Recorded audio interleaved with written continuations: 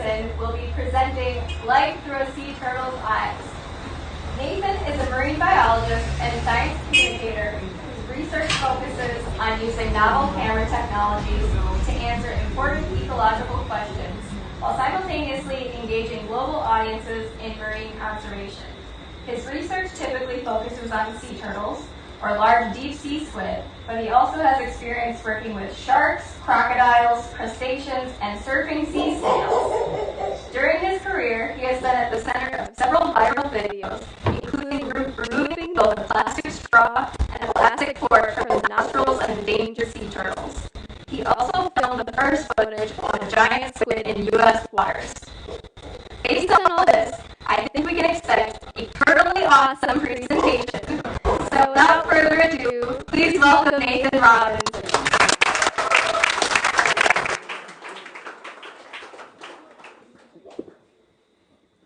Good evening, everyone. Can you all hear me okay? Awesome. Well, first of all, I just want to give a huge thank you for Emily's enthusiasm, Tom's love of it. It's amazing to be up here with wonderful co-presenters as well. Thank you for all attending and your Savon hospitality. It's a beautiful island with beautiful people, and it's been an absolute privilege and an honor to be invited to be part of the CMN events.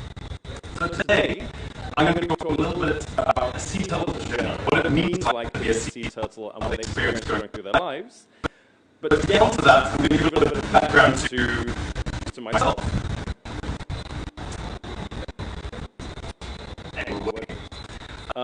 Thanks, Tom, for sorting out all the technical difficulties before I had to get up here. So I started, as a young kid growing up just outside of London, I was pretty disconnected from nature, but I developed an absolute obsession with nature documentaries. And the more I watched, I started learning a couple of things. I learned of all the beautiful diversity of life out in our oceans, but I also kept hearing this message of how endangered marine life was. So I decided I wanted to be part of the solution, and I thought the easiest way to do this, or the most logical way to do this, was to go to university and study marine biology. Exactly what I did, but when I got there, I actually felt a little bit disillusioned by the whole process. I thought that day one, you would be taught this is how we save whales, seals, sea turtles. We'd be out on the forefront of conservation. But while all my professors could tell me all these incredible facts about the animals that lived in the ocean and ways to protect, all the animals that live in the ocean and the threats they face, there was nothing about how to protect them, how to fix these problems that we're studying so well.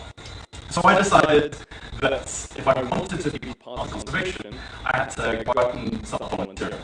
And I volunteered for Arcon, which is a sea turtle protection society of Greece. I absolutely loved it. All of a sudden, expectation met reality. I threw myself at this work. I really felt like I was at the forefront of achieving kind of what I dreamt about as a young kid. A lot of my work revolved around patrolling up and down sea turtle nesting beaches to protect the nests themselves from poachers or invasive species or development or things like this. And my work took me all the way around the world. After starting in Greece, I moved to Costa Rica, I moved to the US, I studied and worked in South Africa, I worked in Nicaragua, I ended up in the Bahamas, and eventually I'm now based in Spain. But at each one of those sites, working with either different sea turtle species or different populations of sea turtles, there was some very similar patterns were appearing. Once again, I was working on nesting beaches. And this is an example of some of the patterns that I was seeing. This is data showing the amount of nesting female leatherback turtles, which is that species up on the left-hand side. The largest, right? Thanks. Largest sea turtle in the world. At the site, which was once the most abundant leatherback sea turtle nesting sites, which is in Paquetá, now we know as Bowers, leatherback turtle marine park in Costa Rica. When they started monitoring back in 1988 on this small section of beach, about 3 kilometers, like 2 miles long, they were getting 1,500 sea turtles nesting per season. And each one of these animals might lay 7, 8, 9, 10 nests. So we're talking about 10,000 nests on this small stretch of beach. At that location, even though leatherback sea turtles grow to kind of plus 2 meters plus, they're actually called hormigas, which is Spanish for ants, because of how many of them used to crawl up out of the beach every single night.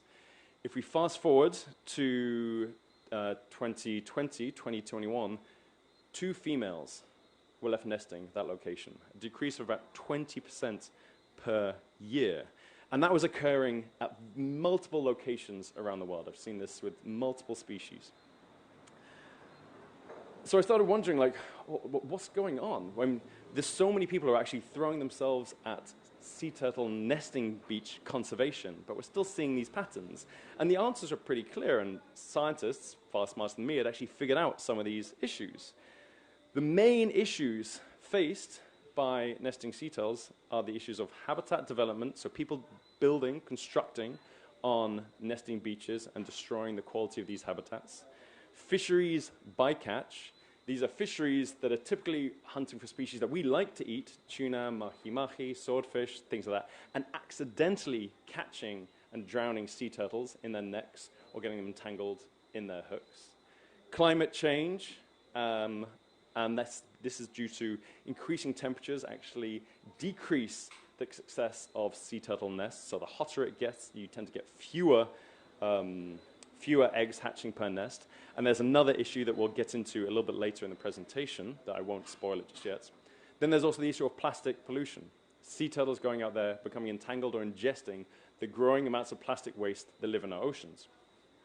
Now, especially those last 3, climate change, fisheries bycatch, plastic pollution, those aren't issues that are found really on a nesting beach, and those definitely aren't localized issues. These are all global issues, and they're global issues that every single person on this planet takes a role in.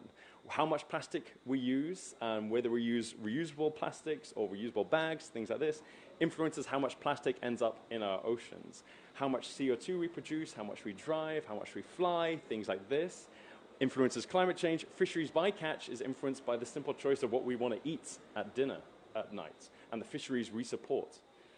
So I started realizing that if we really wanted to protect sea turtles, we needed to address these problems on a global scale, far away from the nesting beach. And fortunately, just somewhat opportunistically at the same time, a pretty crazy moment happened in my life. I was still based out in Costa Rica at the time, and I was invited on a research expedition run by Christine Figueroa from Texas A&M University. And my role on that project was to look for epibionts. So epibionts are animals that live on other animals. If you look at sea turtles, you often find them encrusted in barnacles, crabs, leeches, especially when you get in close. There's a lot of life living on a sea turtle. The idea of a sea turtle carrying its home on its shell, well, it kind of carries its garden with it as well. It's covered in things, which meant every animal we were finding, I would take out of the boat, and I'd kind of poke around in all the nooks and crannies for all these little animals that were living on them, because it might give us some insight into the health of the animal or where they've been, what they've been eating on. But I found something else. And most of you probably know what this is now, but I'm just going to go a quick disclaimer. This video, what I think is very important to watch, is a little bit distressing.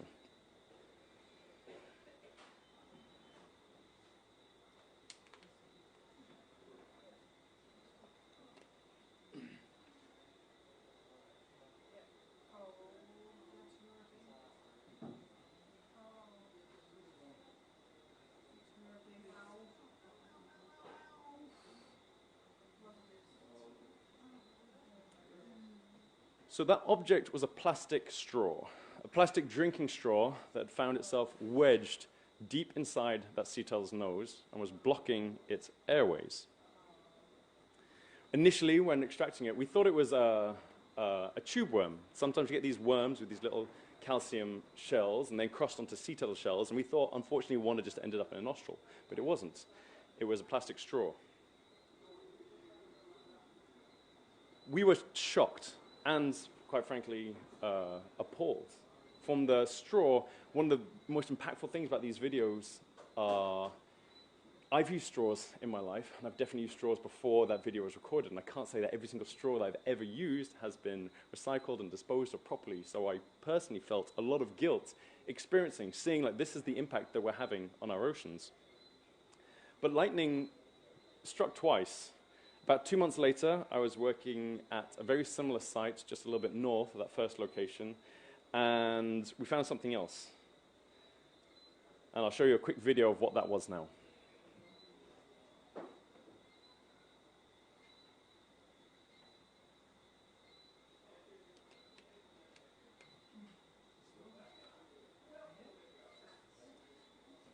This time, what we found was a plastic fork. It's a plastic fork, and the tines, the head of the fork, was actually caught inside the mouth of the animal. That fork actually gave us a big insight into what we think is going on. We thought, we were wondering at the beginning, is there potential that the straw and the fork were entering from the outside, but seeing that fork is not possible. We started realizing that what has to be happening is these animals are ingesting plastic, trying to regurgitate that object, and it's getting passed into the nostrils. You see, the nostrils are connected to the back of your throat. They are in humans, they are in sea turtles. So when the trying to get out of this plastic, they can't digest, so unfortunately they get caught in their airways.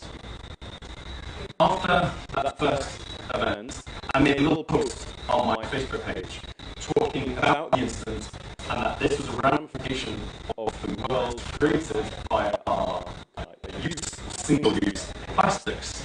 I posted it, went to bed. When I woke up the following morning, it had been shared 8,000 times. I think the posts themselves ended up being shared around 60,000 times. I was competing with one of the Kardashians for a short period of time for the most shared Facebook post back when Facebook was cool.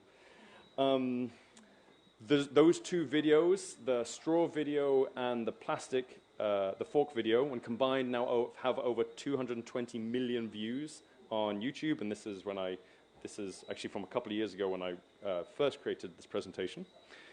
We got coverage from all major news sources around the world: National Geographic, Al Jazeera, New York Times, BBC, El País, Huffington Post.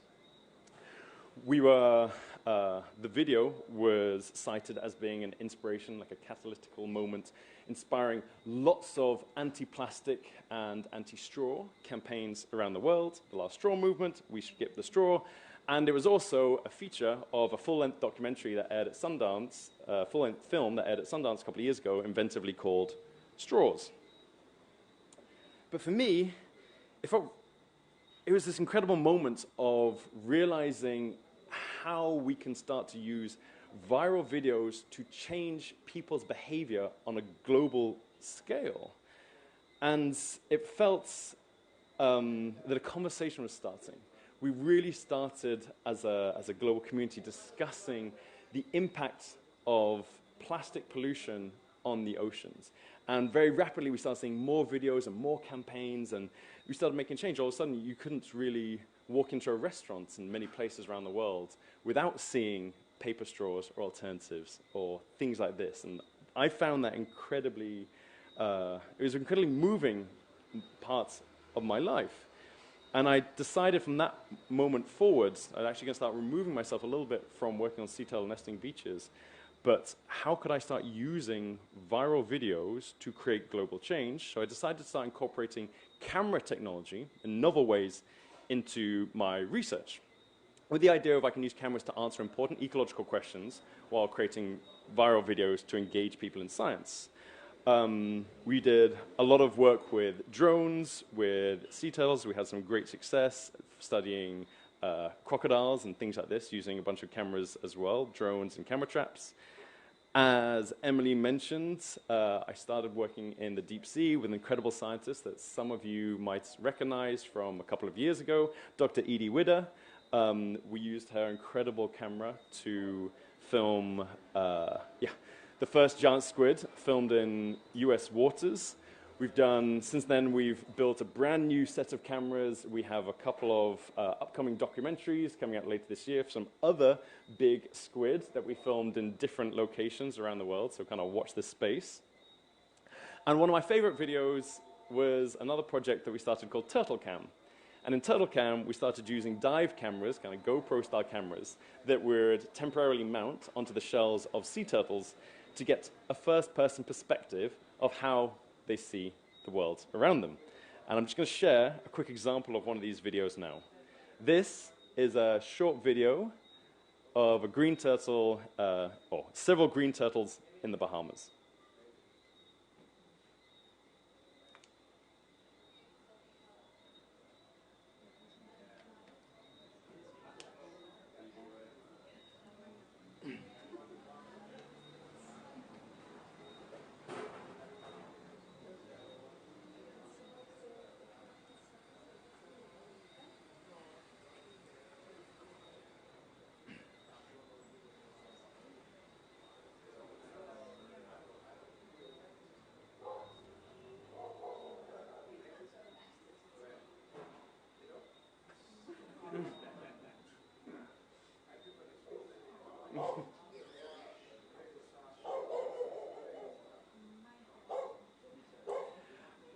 So one of the big insights that we've actually found from the TurtleCam project is actually how social sea turtles are. You saw quite a few sea turtle interactions there.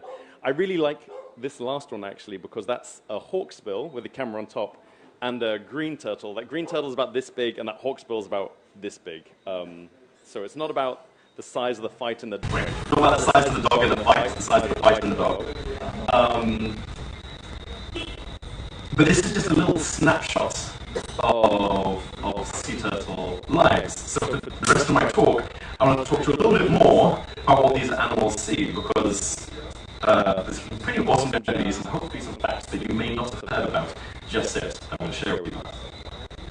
Well, what is the first thing sea turtle sees? Well, this, nothing. Sea turtles, as many reptiles, are laid in eggs. And those eggs are laid in tropical and subtropical beaches around the world. So when a hatchling kind of first gains consciousness, they're in complete darkness. So in each nest, there's generally somewhere between, or up to around 100 eggs. Those eggs are laid between 35 centimeters, kind of this deep, to about a meter under the sand. Those holes are dug by the females crawling up onto the beaches at night, using their hind flippers to gently carve out an egg chamber in which they lay those eggs. Once they lay the eggs, they cover up the sand, and then the parents leave. There is no parental care in sea turtles. Those parents will never ever see their hatchlings again, and even if they do, there's no recognition of their offspring. But by laying those eggs in the sand, they do a very important favor for those eggs. They protect them. So they're protected from predators by being buried under the ground, but it also helps maintain a constant temperature. Temperature is really important for what I mentioned earlier. It helps influence hatching success, so the number of those eggs that hatch is influenced by the temperature of the nest. But sea turtles also have something called temperature-dependent sex determination, which means temperature actually determines whether the eggs develop into males or females. So it's not like humans where we have chromosomal sex determination, where XX tends to produce females, XY tends to produce males. Sea turtles have a single chromosome that tends to be activated or inactivated based on temperature. And it has hot temperatures producing females, cold temperatures producing males, so you can remember it as hot chicks, cool dudes. I'm sure there's plenty of those out in this room today. Now, while those eggs can't see the siblings or those eggs around them, they can feel them. And this is a study that was actually done on freshwater turtles, but has been done on several freshwater turtle species so far, and we think it also applies to sea turtles. The sea turtles seem to be able to synchronize their heartbeats within the nest. They're feeling the micro vibrations of the heartbeat of the egg next to them, and they get it to a point where all those hearts in a whole nest, 100 hearts, all pumping at the same beat. This is really unique because it helps them have similar metabolisms, and this means that they all grow at a similar rate. If they grow at a similar rate, it likely means that they'll be able to hatch at a similar time. But they have another trick up their sleeve to make sure that they all hatch at the same time, and that is that they talk. So the idea is one hatchling starts saying, let's go, and then that starts to spread between all those eggs. And before long, all those eggs are shouting, that one, let's go, and that's when they all start emerging out of the nest.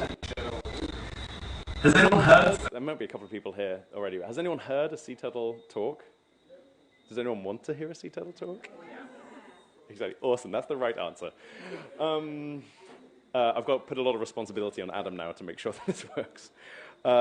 We discovered that sea turtles vocalized back in, was 2017 that we discovered it, 2019 that we published on this. We put a bunch of microphones in leatherback, green, and olive ridley nests, 3 different species. And recently I was putting microphones in nests for the loggerhead turtles that we have in Spain. And I'm going to show you the different sounds created by the different species in just a second. The first clip I'm going to show you is a loggerhead sea turtle.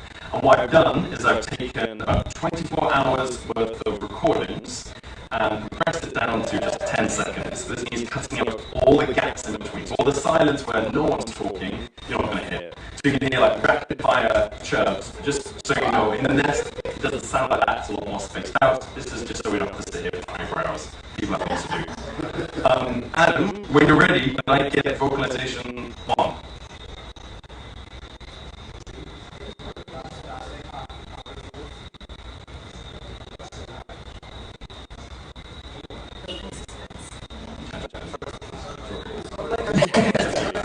Exactly like segment tree frogs.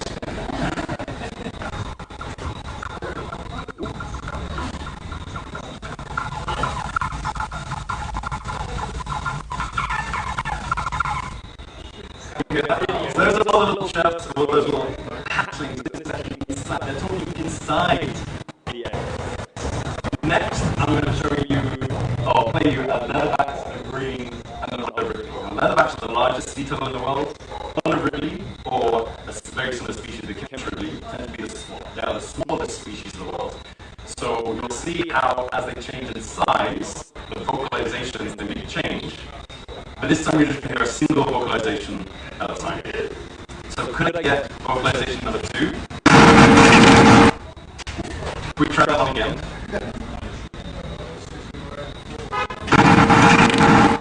So it's a little bit difficult, but you can hear like a and that's the, can we get that one more time just in case? Yeah, there you go. Hear that? Okay. Can we get vocalization number 3? This is the green turtle. I spoke over it. That's a green turtle. And then this is my absolute favorite. This is a vocalization from an olive ridley sea turtle. Can we get vocalization number 4? That is so cute. Can we get it last time?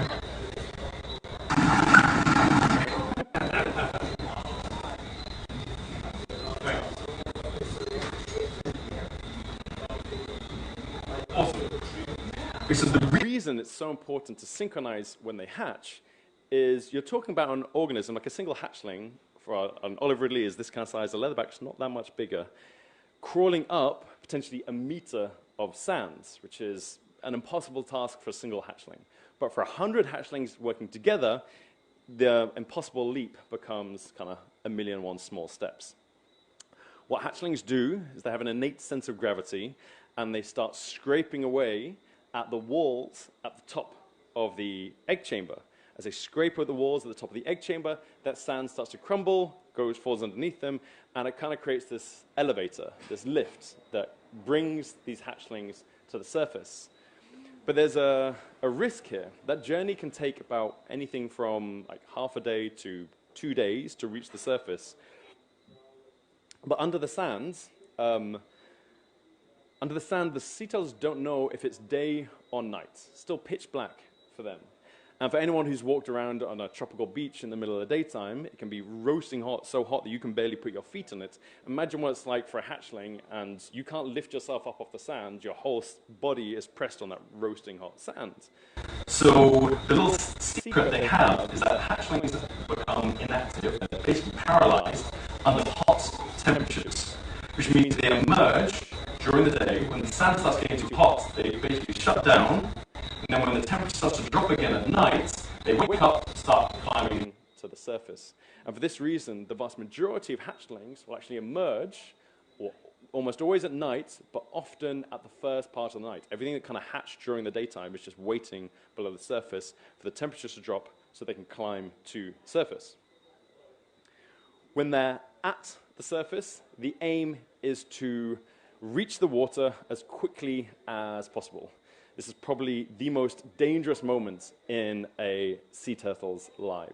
They're so exposed, and there are so many things on most beaches that will eat hatchlings. Crabs, birds, dogs, cats, raccoons. Often these animals would even wait on the beaches around the time they know nests are about to hatch, so they can take off as many hatchlings as possible. And just to give you an example of how quickly these hatchlings can run, I've got a little video. This is a green turtle. Green turtles are probably the fastest and most hyperactive hatchling, but this video has not been sped up in any way, shape, or form. This is how fast these little guys can scurry.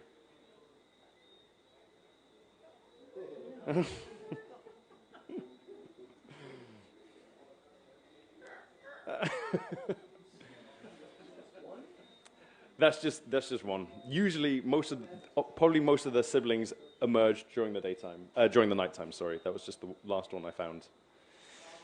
Okay, so when they finally get to the surface and they can finally see what's going on, understanding they generally hatch at night, another question is, how do they find the water? There's no parent to show them which way to go. How do they figure it out? And there's a couple of things that evolution has built into sea turtles. One is they once again follow gravity, so they head downhill, whatever's the easiest path, so they head towards the lowest horizon, but they also head towards the brightest horizon. You see, on a pitch black beach with no development, the brightest horizon is generally the light of the moon and the stars and the white wave breakers out in the ocean. The problem is, when we put houses on beaches, we create this super stimulus at the back of the beach, which is so strong that it either attracts hatchlings to the light or just provides such a strong bright light that the hatchlings have no idea which direction is what, and they'll just wander in circles around on the beach.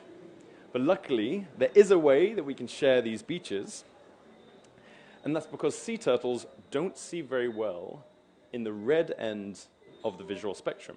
So if we use red lights, sea turtles can't see us, but humans, we can see pretty well in red lights. And this is a nice way that we can help share beaches around the world. And there's lots of wonderful efforts in Florida and in other sea turtle nesting beaches where laws are put in place to either turn off lights on sea turtle beaches, or if there are any lights, they're red lights.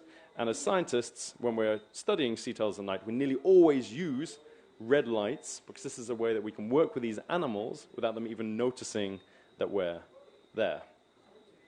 And this is actually very true for the vast majority of animals that live in the ocean. See really well on the blue end of the visual spectrum, so the longer wavelengths. Shorter wavelength reds, they don't seem to see as well as terrestrial animals and humans see. When they reach the water, they experience something that we call the hatchling frenzy.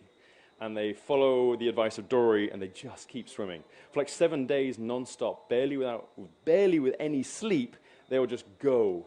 The idea of they want to get away from coastal waters, where there tend to be lots of predators, and into these big open ocean gyres. Gyres are rotating water masses that are in the center of several oceans. And in these big rotating gyres, well, there's often not much food, there's enough food for sea turtles to survive, and there's much fewer predators, so it's a perfect place for sea turtles to grow and develop. For many, many decades, sea turtle scientists didn't know where sea turtles were going. We knew where they were as hatchlings, and then we know where they are as adults, but we didn't know where they were in between, so this age was termed the lost years. And for lots of sea turtles that are laid on beaches throughout the Caribbean, here's a great example of where the vast majority of those hatchlings are actually spending most of their time. Juvenile turtles will stay in these habitats for around 5 to 25 years. And as they grow, several changes happen. Importantly, the bigger they are, the longer they can dive. As they get bigger lungs, they can hold their breath for longer. The longest dive that has ever been recorded was recorded by a loggerhead turtle in the North Atlantic. It's holding its breath for 14 hours. This is actually, and loggerheads are kind of unique in this behavior. They can hibernate. So lots of reptiles and mammals in temperate polar conditions kind of shut down their bodies and shut down a lot of their biological processes and really just go into sleep. Sea turtles do a very similar thing, just in short periods of time. They'll go bury themselves under mud, sleep for 14 hours, and then wake up a little bit to come take a quick breath, and then go back down. When they're not on the hibernation, dives tend to be a little bit, or the maximum dive tends to be more in the 1 hour to 2 hour range, which is still pretty impressive, but 14 hours is the absolute record. In addition to being able to hold their breath for longer and dive longer, they can also dive deeper. The deepest dive ever recorded by a sea turtle goes to the leatherback sea turtle, which is, I'm just going to move to this way so I'm not in the way, which is the deepest diving of all the sea turtles, and the deepest dive was 1,218 meters, so over 3,000, like getting close to 4,000 feet straight down. As they get bigger, they have stronger shells, which better protects them from predators. As you get bigger, there are fewer things that are able to eat you. And importantly, they're also better able to swim against currents. You see, as hatchlings, and juveniles, they're really just entrained in these circulating water bodies. When they start getting big, they actually start being able to swim to where they want to go next. They can escape these gyres, these vortices of currents. And at that point, they start to migrate to higher productivity regions around the world, and exactly where that is depends a little bit on species. Certain species prefer different habitats because each species tends to eat different things and have different preferences. They will then feed in these adult foraging grounds until they reach sexual maturity that, once again, depends on the species, but is happening sometime between that 5 to 25 year mark, it seems. And at this point, males and females will actually starting to look different. See, as hatchlings, even though temperature influences the sex of the hatchlings, those hatchlings are visually, at least on the outside, completely identical. To this day, we still have no way to visually separate between the sexes of sea turtle hatchlings. As adults, the females start to get a slightly rounder shell, and it becomes more domed, like steeper. And the males, who tend to be a little bit thinner and a little bit flatter, have longer tails, and they start getting these really big nails as well. So this is a female, you can see, with a kind of slightly rounder shell and a very small tail at the bottom. And then this is the male's tail. So this is the easiest way to tell male and female sea turtles apart.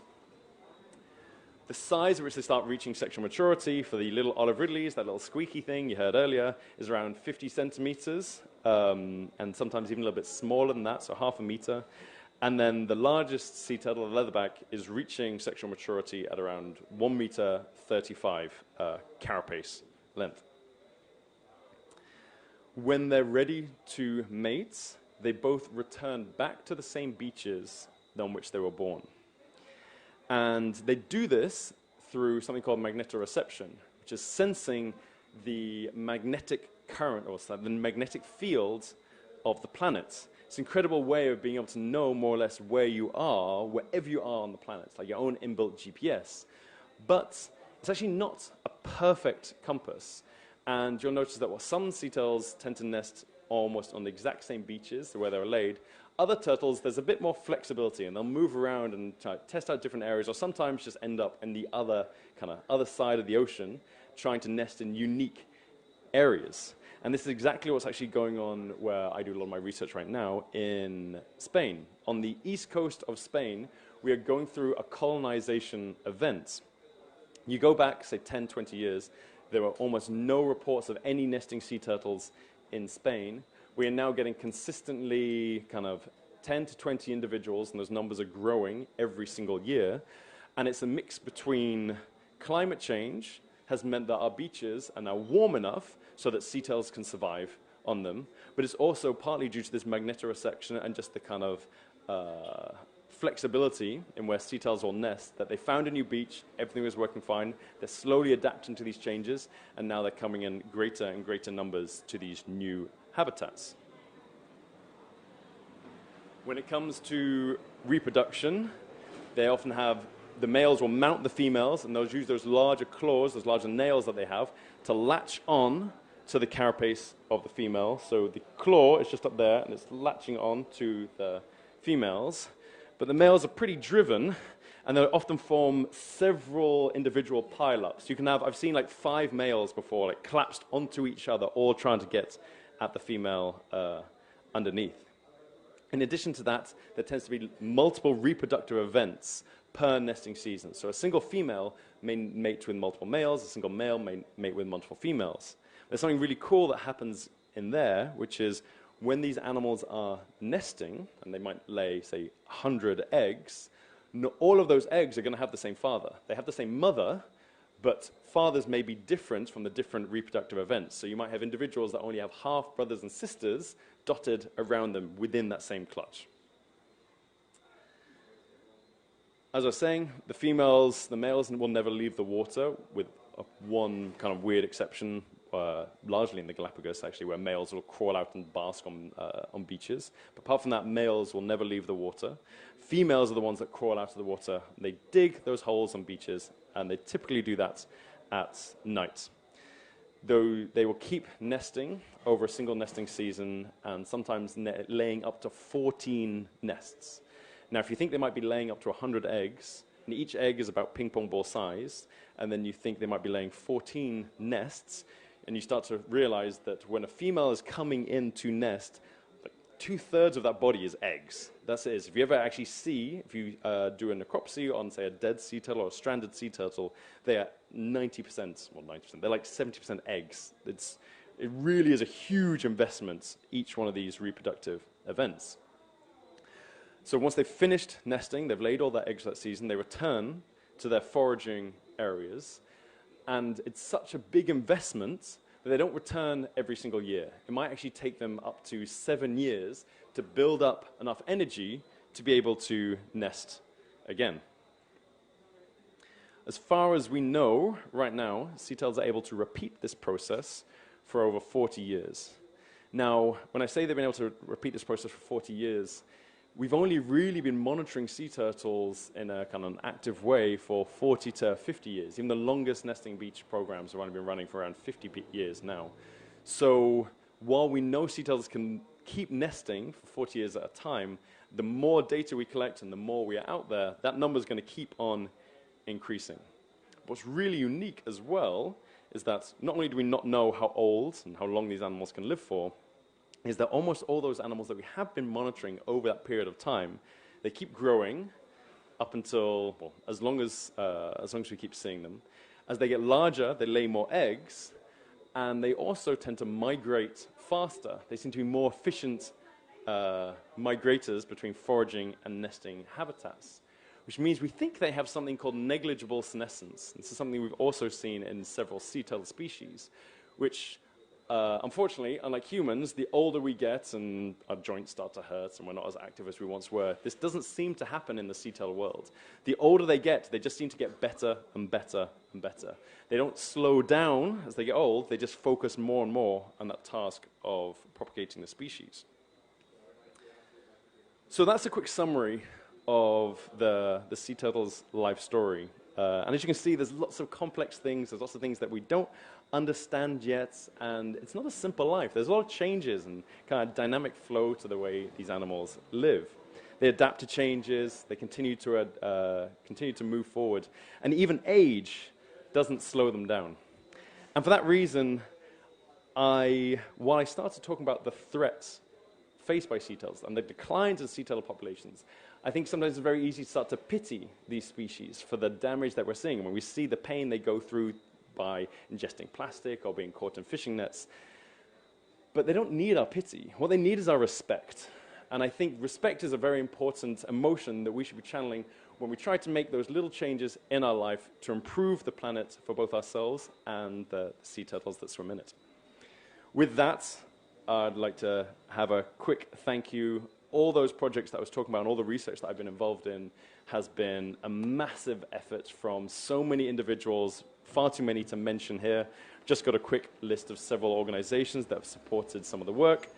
And if anyone has any questions, I'm going to end now on a quick sea turtle cam video. Thank you so much for your time.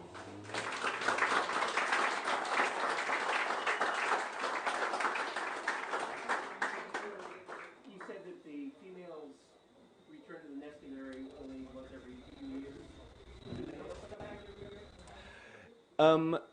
The males typically come back more frequently. So the question was, females nest tends to be every 2 to 7 years. Do males come back every year? And the males typically do come back more frequently than the females. There's less investment in reproduction from the male side than there is from the female side, so there's less energy they need to store. And we've even seen that females or males tend to migrate shorter distances between foraging areas and their nesting beaches. So the nesting beaches of some of these species, for example, the leatherbacks in, say, Indonesia and Papua, there's some of them that migrate the whole way across the Pacific Ocean, one of the longest migrations on the planet, feed in the waters of California, and then come back. The females do that because those waters are really productive. The males seem quite happy to migrate shorter distances to less productive foraging grounds because they don't need these super productive foraging grounds to build up the energy to come back and nest. Great question. I think there's another one at the back. Yes. How do they survive going from underneath the water to above the water takes a period of time so they can breathe? They can't breathe underwater. How do they emerge to be able to start breathing air? So is this question about when they're in the nests or when they're in the water? So no, the nest is on the beach. I was wondering if you were thinking about how they breathe when they're under the sand, or how are they? Okay, so the first question was, sea turtles have lungs, so they're breathing air. So they do. Sea turtles have the vertebrates. They're like us. They need to come to the surface to breathe.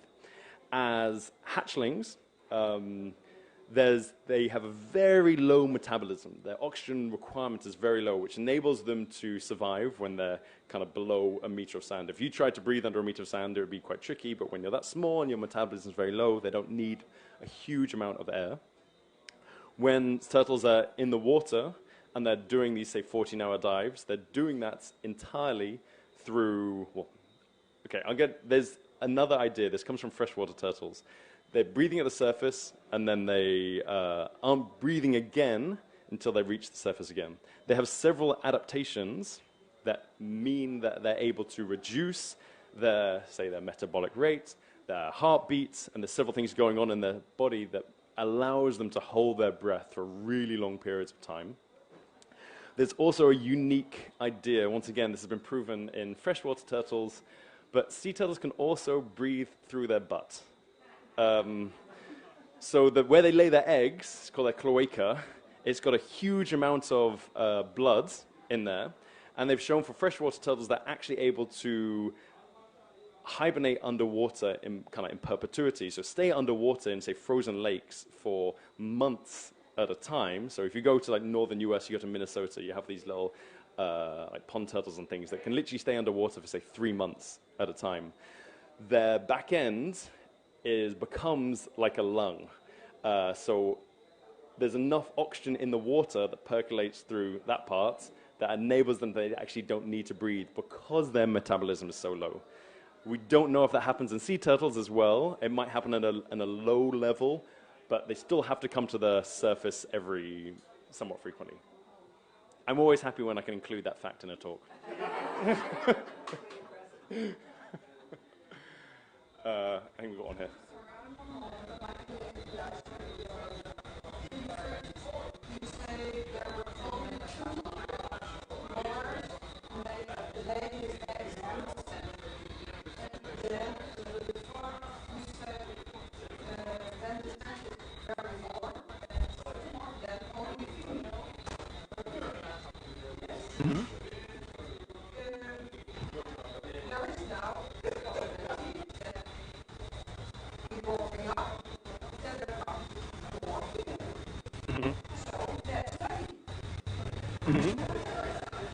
So, The warming of the earth is lucky for that. yes. So this is a really interesting comment. The idea is, with the planet warming, we're going to get more female sea turtles. So when we're counting the number of sea turtles, it actually was likely to get more females, which is true. And in some areas around the world, we think we're not seeing an increase in sea turtle populations, we're actually seeing a feminization of the population. We're seeing more females at each site. But this means the number of males are decreasing. In some instances, this is actually really good, because one male can mate with multiple females. So in that sense, one way sea turtles have of buffering themselves against climate change is this temperature-dependent sex phenomenon. The problem is when temperatures, say, get too high and you get too many females and you don't have enough males to mate with the females, then you can have these very quick crashes in populations. And typically, most sea turtle populations aren't 50-50 male and female. They're nearly always kind of three females to every one male. So they often sit already getting close to the upper ends of what is sustainable, that is really good for maintaining the population, but there is a risk if temperatures get too hot too quickly, populations can't adapt, then if the population becomes too feminized, you don't have enough males to reproduce. So that's a very great comment. The turtles eat seagrass. The question was, do sea turtles eat seagrass? And the answer is yes, but some species. And the green turtle specifically eats seagrass, and almost only seagrass. Some of the other species eat, but it's only a little bit. Loggerheads eat a little bit of seagrass, but are mainly carnivores. That's a big problem now. There is not enough seagrass here. In certain... Fishing, The statement is, there's a problem is as seagrass populations or seagrass coverage is decreasing, this can be a threat for sea turtles, and that's very true. In areas where you have a decline in seagrass, you can have declines in sea turtles. And you can even have instances in some areas where conservation efforts have actually been so successful that the sea turtles can start to decrease the seagrass beds. You can have overgrazing if you have not much effort, say conservation of seagrass, but a ton of conservation efforts in sea turtles. It shows the balance between all the organisms in the ocean. Awesome. Great questions.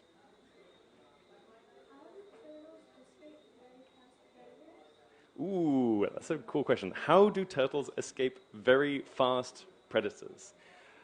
There's two main ways they can do this. Some sea turtles just immediately go down.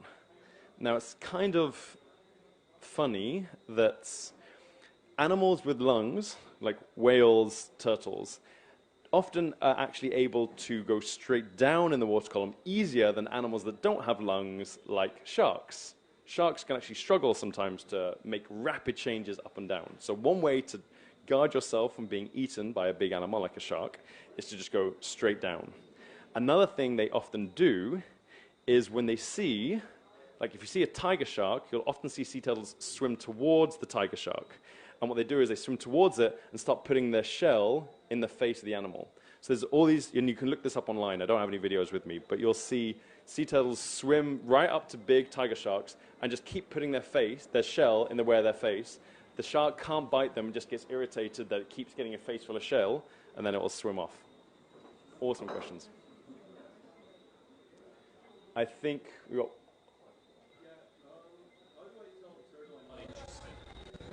How do you tell a turtle you're not interested? Sometimes turtles will try to mount divers. And I just want to verbally maybe communicate with them, then I'll be The question...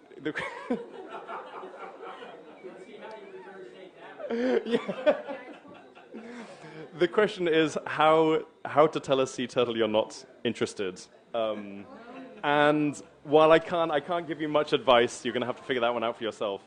I can remember the first time I was in St. Croix years and years ago off a pier, and there was mating sea turtles in the water. And in my excitement, we and one of my friends jumped in the water with our cameras to be like, let's film it. And the second we jumped in the water, all the males separated off the female and then started circling us. And we had to be like, nope, no, no. But sorry, I know what you feel like, but no advice. Will do. Don't look at them. Yeah. Oh, that's a hard question to follow up. So we know that the Earth's magnetic field shifts slightly through the years. Does that affect their nesting locations? We know, the question was, we know that the Earth's magnetic field shifts, and does it impact their nesting locations? On a broad sense, probably not too much. It's shifting a bit, but not enough for them to pick new locations. And it's probably not the only cue that they're using. It's a mix of magnetoreception, but it's also maybe the smell of the water or visual cues, like they see a beach and the beach they recognize that area. So there's several things that are going on. That said, some really interesting work that has been done, I think along the US East Coast from scientists at Duke, have shown that there's actually a pattern. So with these fields, the magnetic field around the world, it's stronger in certain places than it is in other. These kind of lines you see on images, it's somewhat true. You do get these areas of increased field intensity. And they found that sea turtles will often actually congregate or nest more along these lines where the magnetic fields are more intense. So how that works, I'm not an expert in that. I didn't write that paper, but there is some cool studies that are showing that the intensity of that magnetic field is influencing where they're nesting. And if that's the case, I would guess if that shifts, that might also cause some subtle changes in where some of these individuals nest as well.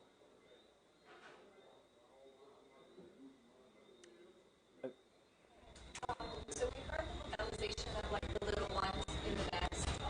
Do we have any sound that they produce once they're in the water, or like during their adult life stage? Is it like neural communication? So the question is, we know that they're communicating inside the nest as hatchlings, but as adults, are they communicating as well? So are they vocalizing in the water? And the answer is yes, they definitely make sounds. Very infrequently, and we're still trying to figure out if it's exactly a true vocalization, like true communication. And in science, we define communication as transmitting information, right? You're trying to tell someone something. We're not quite sure if it's actually trying to commit communication yet, or whether it's just a sound. Like sometimes when you sigh, you're not actively trying to commit, like, or you yawn, you're not trying to tell everyone you're tired, it's just a sound that comes out. So we're not quite sure what is going on there, but from our, say, turtle cam videos, every now and then they do make these kind of grunts, is the best way to explain it. So really good question, and yeah, there's something going on there, but we're not quite sure what it is yet. And we can hear that as humans? You can hear the hatchlings chirping. The thing is, hatchlings are under the ground, understand, and very few people have put their head under the ground for long enough. But in the sea as well. So when you swim with sea turtles, every now and then it's very infrequent, and it's generally like, it all depends on how relaxed the sea turtle is to film a lot of these behaviors. So if the turtle's like running away from you, it might not make a sound because it just wants to get away from you. With the cameras, when they're just relaxed, sometimes we'll hear these like little grunts every now and then. So Nathan, you were saying the females tend to be the ones that come out of the water and the males do not, right? So have you seen the phenomenon over on the big island of Hawaii, Jonah? And I'm not sure if it was male or not, but I actually found some of the old pictures where they come out of the water and they just sleep on a rocky beach. So I have a picture for you to look at. I have the back end. I'll tell you. So I mentioned, the question is, or the comment is, with regards to, is it only females that are leaving the water? Because, sorry, what was it? Yeah, it's because this guy has footage of sea turtles leaving the water in Hawaii. And I mentioned briefly that it was generally females that leave the water, and I said the Galapagos, but as I was saying that, I know there was another location. Hawaii and the Galapagos, there's 2 locations where specifically green turtles, males and females, leave the water. And they bask on beaches. We think it's probably got to do with either avoiding predators. So when a sea turtle eats seagrass, I mean, they're like cows. They spend all their day eating seagrass, but they also need a period of time. There's a period of time when they're so full that they can't really eat anymore. So in areas where there's lots of sharks, we think they climb out of the water and just sit on the beach so they can digest. And it also helps kill some of those little epibionts that live on their body. So it's a way of cleansing themselves of kind of parasites on the skin. But we don't know why it's just those 2 locations and nowhere else, why it's just that species and nowhere else. Maybe one turtle started doing it and everyone thought it was cool and they've done it, but very good point, yeah. Mm-hmm. Mm-hmm.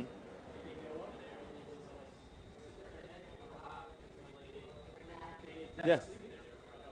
Yeah, they're nap. It's just this way. They don't, as I said, they don't have to worry about predators. They don't have to worry anything. They just come. They're nice and safe. There's no predators on the land in Hawaii, so they just relax. Do they have any known symbiotic relationships with the gardens that they carry around with them? Oh, that's an amazing question. Do they have any known symbiotic relationships with the gardens that they carry with them?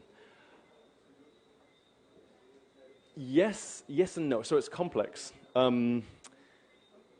Sometimes sea turtles have lots of barnacles on their shell, and that for some of these animals, because often sea turtles spend lots of time resting under like little ledges and kind of rock faces and things like this, those barnacles might help provide camouflage.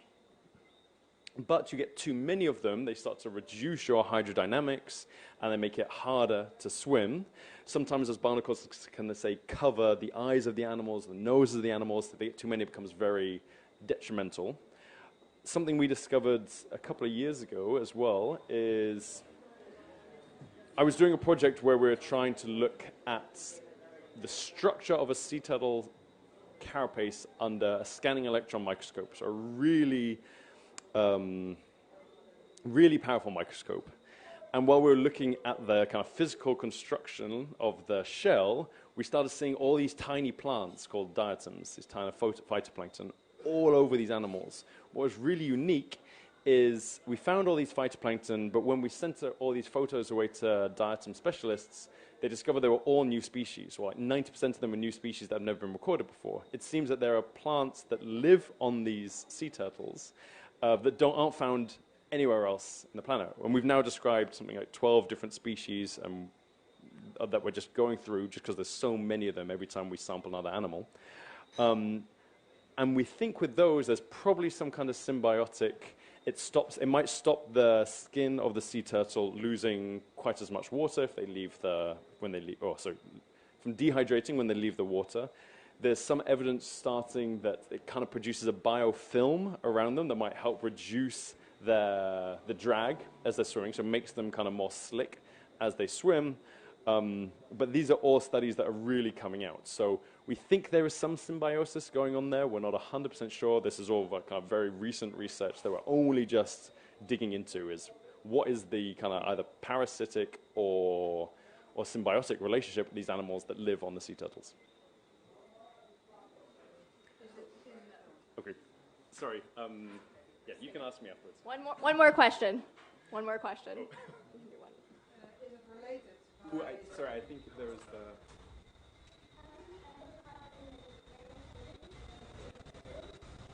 Say that again, sorry. From the turtle cam, specifically, rare footage. Yeah, we have.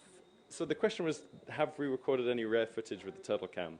I would say some of the coolest footage and some of the rarest footage probably is the social interactions. I briefly alluded to in the talk that we previously, like scientists, we used to think sea turtles were largely loners and just used to do their own stuff. Unless they were coming together to mate, they're not like wolves, they don't hunt in packs or anything like this.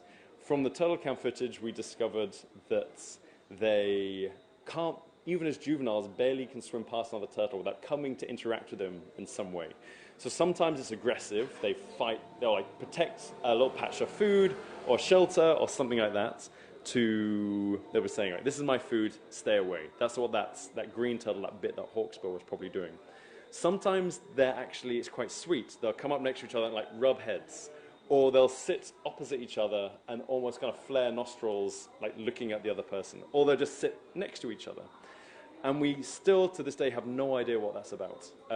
And that's some footage that we don't have that much data about, but it's one of the reasons we're really excited to continue the sea turtle project, is try to figure out the mystery of sociality in sea turtles. Okay, thank you so much, everyone. Thank you, Nathan. All right, we are wrapping up, so if we can kindly ask everyone, whether you're staying for dinner or not, to please exit. We have to turn this restaurant back into a restaurant. So if you want to help, you can also pick up your chair and move that. But thank you so much. Thank you, Long Haul, for hosting.